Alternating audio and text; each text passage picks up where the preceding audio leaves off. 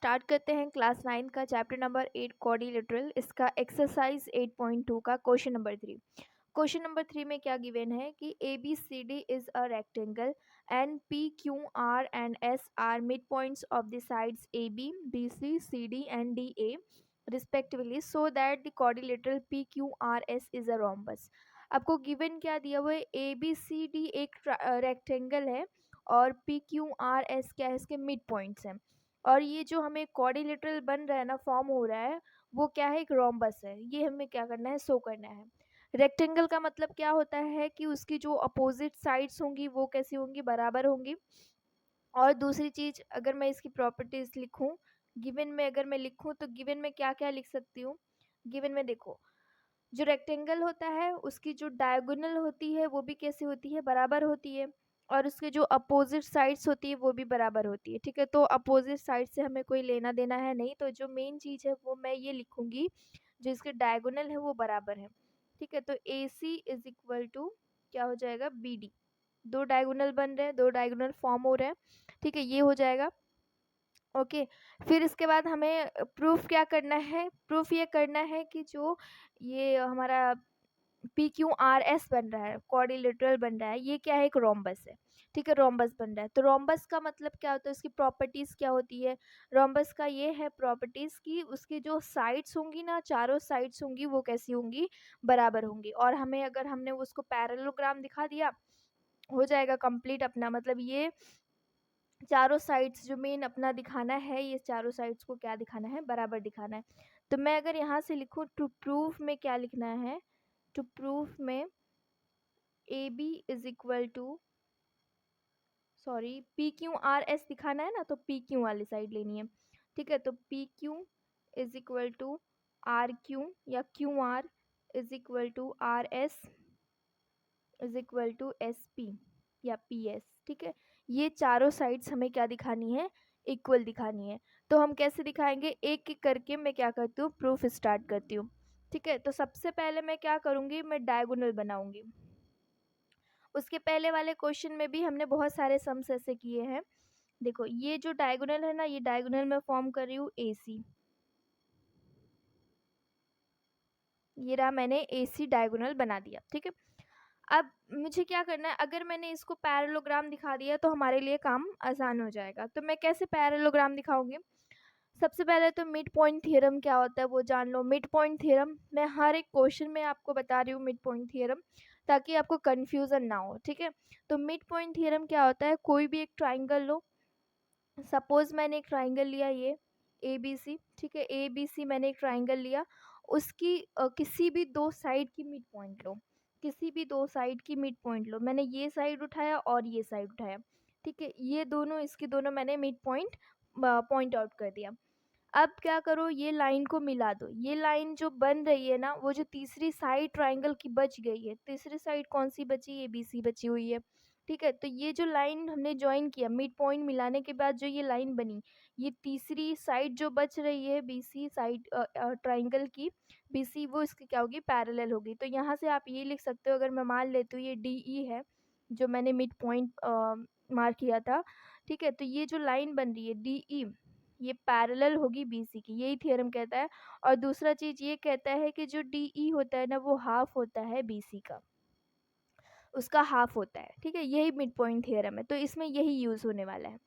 तो मैं अगर ये देखो, मैंने क्या कर दिया, ए सी ड्रॉ कर दिया। अब मैं अगर ये ट्राइंगल लेती हूँ, इन ट्राइंगल ए बी सी में, इन ट्राइंगल ए बी सी में, अगर ए बी सी में देखो तो ये ऑलरेडी हमें गिवन है कि ये क्या है, मिड पॉइंट्स हैं। पी और क्यों क्या है, मिड पॉइंट्स हैं। ठीक है, तो ये तीसरी लाइन, ये देखो ट्राइंगल बन रही है। अब ये जो साइड है इसकी यूज़ हो गई है ट्राइंगल की, और ये जो साइड है इस ट्राइंगल की यूज़ हो चुकी है। तो बची कौन सी साइड, ये ए सी बची। तो जो हमने ये मिड पॉइंट और ये मिड पॉइंट ज्वाइन किया, तो जो लाइन सेगमेंट बना, वो तीसरी जो साइड है उसकी क्या होगी, पैरेलल होगी। तो यहाँ से आप ये लिख सकते हो, P Q is parallel to A C. दूसरी चीज़ मैंने क्या बताया, जो पी क्यू होगा वो हाफ होगा ए सी का। ठीक है, इतना आया। फिर सेकेंड ट्राइंगल में आप यही काम कर सकते हो। Second triangle, in triangle A D C में, ए डी सी में यहाँ पे ये इसकी मिड पॉइंट है और ये इसकी मिड पॉइंट है।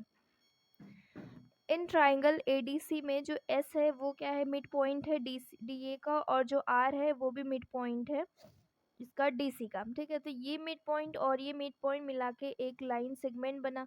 ये जो लाइन सेगमेंट है, ये जो तीसरी साइड बच रही है ट्राइंगल की एसी, वो उसकी क्या हो जाएगी, पैरेलल हो जाएगी। तो यहाँ से आप लिख सकते हो S R is parallel to A C. And जो सेकेंड कंडीशन मैंने बताया था, S R is equal to half A C हो जाएगा। ठीक है, सेकेंड जो अपना फॉर्मूला होता है। तो ये दोनों अगर से मैं दोनों से निकालूं, इक्वेशन 1 दे देती हूँ, इक्वेशन 2 दे देती हूँ। ठीक है, नाम इसका इक्वेशन 1 एंड इक्वेशन 2 दे दिया। तो फ्रॉम 1 एंड 2 से क्या निकल के आएगा, फ्रॉम 1 एंड 2 से देखो, P Q is parallel to A C, S R is parallel to A C. तो इसमें कॉमन क्या है, ए सी और ए सी, तो इसको कैंसिल करो तो बचेगा क्या, P Q is parallel to S R. तो ये भी क्या हो जाएंगे, पैरेलल हो जाएंगे। और S R is equal to half A C है, तो यहाँ से मैं लिख सकती हूँ S R is equal to, इस हाफ ए सी की जगह पे मैं क्या लिख सकती हूँ, पी क्यू। तो किसी भी क्वाड्रिलेटरल के अंदर अगर कोई भी एक पेयर, जो अपोजिट पेयर होते हैं, अपोजिट साइड्स होती है एक कोई पेयर, अगर वो पैरेलल भी है और बराबर भी है तो वो क्या हो जाता है, पैरेलोग्राम हो जाता है। देयरफॉर यहाँ से आप बोल सकते हो पी क्यू आर एस क्या हो जाएगा, इज अ पैरेलोग्राम। तो अगर ये पी क्यू आर एस एक पैरेलोग्राम हो गई, तो जो दूसरी साइड बचेगी S P is equal to R Q हो जाएगा। वो भी क्या होता है, क्योंकि एक पैरेलोग्राम में जो अपोजिट साइड्स होती है वो क्या होती है, बराबर होती है। तो यहाँ से आप ये भी लिख सकते हो S P is equal to R Q, या P S is equal to Q R. ठीक है, तो यहाँ से ये आप लिख सकते हो। तो ये हमने कैसे किया, ये जो किया पैरेलोग्राम दिखाया था, ये बाई थियरम है। ठीक है, ये इतना हमने दिखा दिया। इसका मैं इक्वेशन नंबर दे देती हूँ, इसको मैं इक्वेशन 3 दे देती हूँ। ठीक, ओके, नेक्स्ट अभी हमें क्या करना है, ये तो हमने दिखाया P S is equal to Q R and S R is equal to P Q. तो अभी मुझे क्या करना पड़ेगा, मैंने तो अभी अपोजिट साइड दिखाए हैं, लेकिन मुझे सबको इक्वल दिखाना है। तो मुझे एक काम करना पड़ेगा कि किसी एक को क्या करना पड़ेगा, कॉमन जो हो, मतलब ये जो एडजेसेंट साइड हो उनको बराबर दिखाना पड़ेगा। जो एडजेसेंट साइड है उनको बराबर अगर हम दिखा दें तो हम तीनों इक्वेशन को मिला के सबको बराबर दिखा सकते हैं। तो मैं यहाँ पे डायगोनल बना रही हूँ, ये जो बी डी है इसको मैं ड्रॉ कर रही हूँ। तो यहाँ पे अगर आप देखोगे ध्यान से, ये मिड पॉइंट है और ये मिड पॉइंट है। तो ये अगर मैं in triangle B C D में देखूँ, in triangle B C D में देखूँ, तो ये मिड पॉइंट, ये मिड पॉइंट, तो एक लाइन बन गया। तो जो तीसरी साइड बच रही है इस ट्राइंगल की, वो कौन सी बच रही है, बी डी। तो जो बी डी होगी आर क्यू के पैरेलल होगी। तो यहाँ से आप लिख सकते हो Q R is parallel to B D. And ये भी लिख सकते हो Q R is equal to half B D. ठीक है, दोनों साथ में चलेंगे। और दूसरी चीज़ मैंने अभी यहाँ पे गिवन में लिखा है, गिवन में ये बताया है कि A C is equal to B C. जो बी डी, जो रेक्टेंगल होता है उसके जो डायगोनल होते हैं वो क्या होते हैं, बराबर होते हैं। तो यहाँ से मैं अगर लिखूँ डायगोनल ऑफ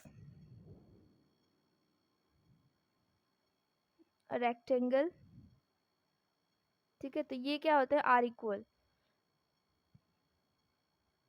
तो जो डायगोनल के रेक्टेंगल के डायगोनल्स होते हैं वो क्या कैसे होते हैं, बराबर होते हैं। तो यहाँ से आप ये लिख सकते हो A C is equal to B D, मैंने गिवन में ही लिखा है। तो अगर मैं इनका हाफ करूँ तो भी हाफ भी बराबर हो जाएंगे। तो हाफ ए सी, दोनों साइड में क्या करो, हाफ से मल्टीप्लाई कर दो तो हाफ बी डी हो जाएगा।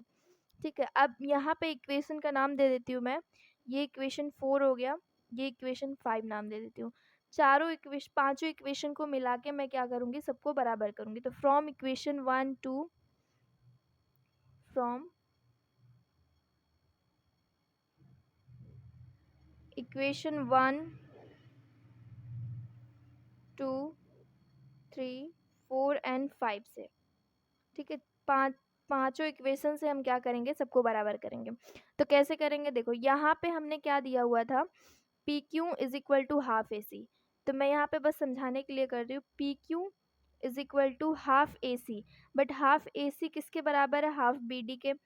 हाफ बी डी किसके बराबर है, क्यू आर के। तो यहाँ से ये लिख सकते हो, मैं यहाँ पे लिख के बता देती हूँ, हाफ ए सी किसके बराबर है, हाफ बी डी के भी बराबर है।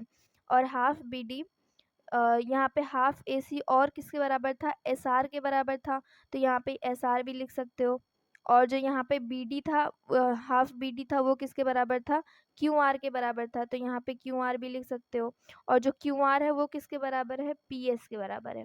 तो यहाँ से अगर मैं चारों को रिलेट करूँ तो P Q is equal to S R is equal to Q R is equal to P S, ये चारों कैसे हो गए, बराबर हो गए। ये हमें क्या करना था, प्रूफ करना था। देयरफॉर हम बोल सकते हैं the quadrilateral P Q R S क्या हो जाएगा, एक रोम्बस हो जाएगा।